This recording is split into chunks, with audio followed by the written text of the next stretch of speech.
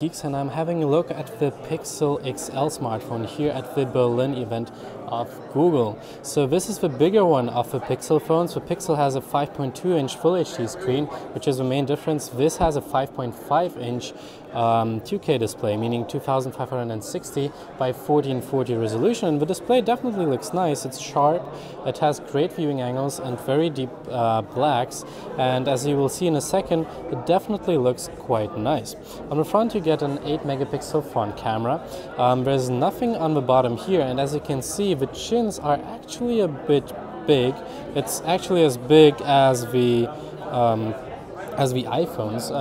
Fortunately, the bezels on the right and left look a bit smaller, so that's nice that Google keeps this slim at least. What I also noticed when I took it in the hand for the first time, it actually is very light. It's so much lighter than the iPhone 7 Plus, at least it feels lighter. On the left side you can put your nano SIM card inside here. There's no storage expansion in this slot. On the bottom, USB Type-C with quick charge 3.0 by Qualcomm, so Google claims you get 7 hours of usage time and 15 minutes charging time. We will see if we can prove that. It's probably call time, not real browser usage, for example.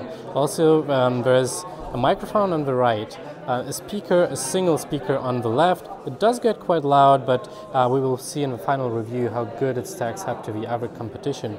There is a volume rocker on the right side, then there is a textured standby button on the right side as well, and on the top, yes, you get a 3.5mm headphone jack, which is a nice addition nowadays.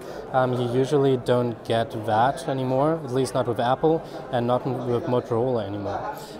So the back and the frame of the phone are made out of one piece of solid aluminum, and it definitely feels really nice in your hand. It has some nice curves, so it does feel nice in your hand.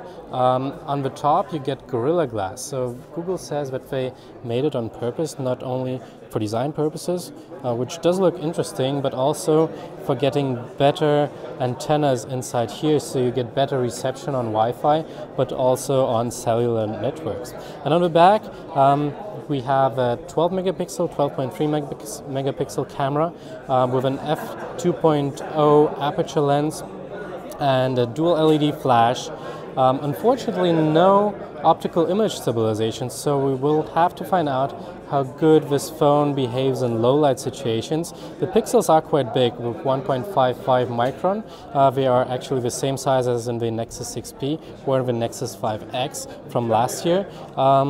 But as I said, no longer exposures, since you don't get optical image stabilization here, but they do have digital image stabilization for video, which actually looks quite nice.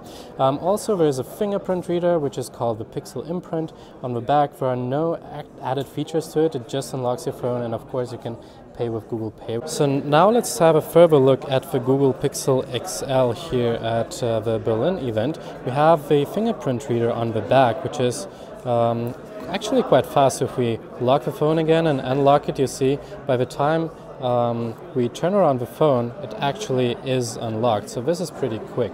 Also, with the Pixel XL, you get the newest Android version, which is 7.1 Nougat. But first of all, we have a look at the app drawer. So you can swipe up to see all your apps, which is new with the app launcher in Nougat.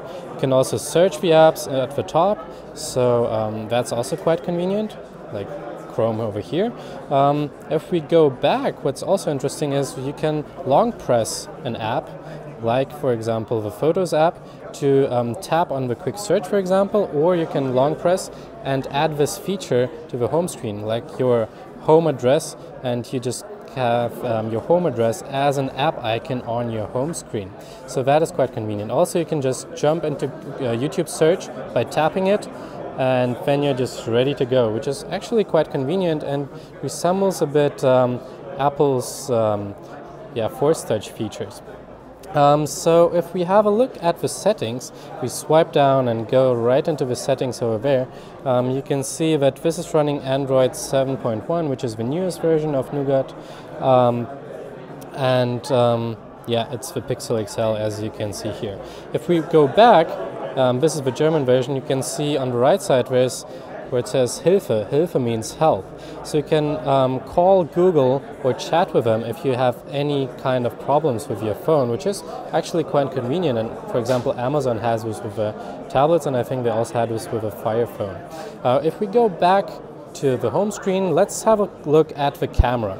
So the camera in the Pixel and the Pixel XL is a 12.3 megapixel camera, which also shoots 4K. You can go into settings and have a look at the resolution. So it is 12.3 megapixels in 4:3 mode and an 8 megapixel camera on the front. And you can shoot 4K video, although it's not optically stabilized, but it has a digital image stabilization. So if we go back, you can see, let's have a quick look at this image stabilization. So what Google does is it reads out the gyroscope of the phone and produces this typical jelly effect you get when walking with a phone and shooting video.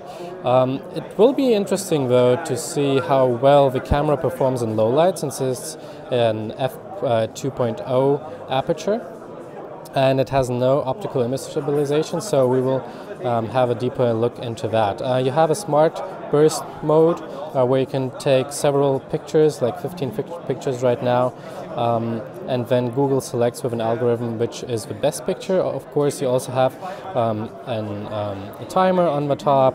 You also get an HDR plus function, which actually works pretty good and worked very well in the Nexus 6P. You got your grid and color temperature, and what I really like about Nougat, since the Nexus 6P with Marshmallow didn't have it, that on the right side you have this the slider where you have your exposure compensation, which is really handy when you're shooting high contrast footage. So that's quite nice. And in the end, let's have a look at the gallery, where we have a look at the photos which were shot with the Google Pixel and Pixel XL. Both of them have the same camera. So if we have a look inside there, you can see these are the photos shot with the Pixel and the Pixel XL.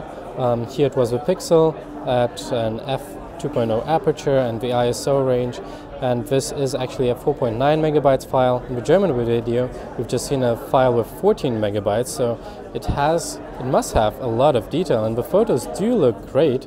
And the ExoMark, the benchmarking site for photos, actually rated this phone with 89 points, which is the highest,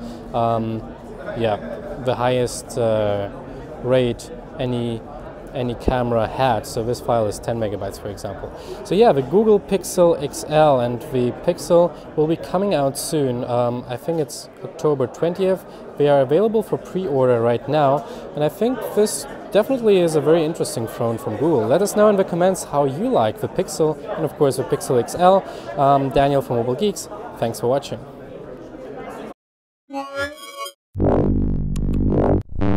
This Mobile Geeks video is powered by ASUS.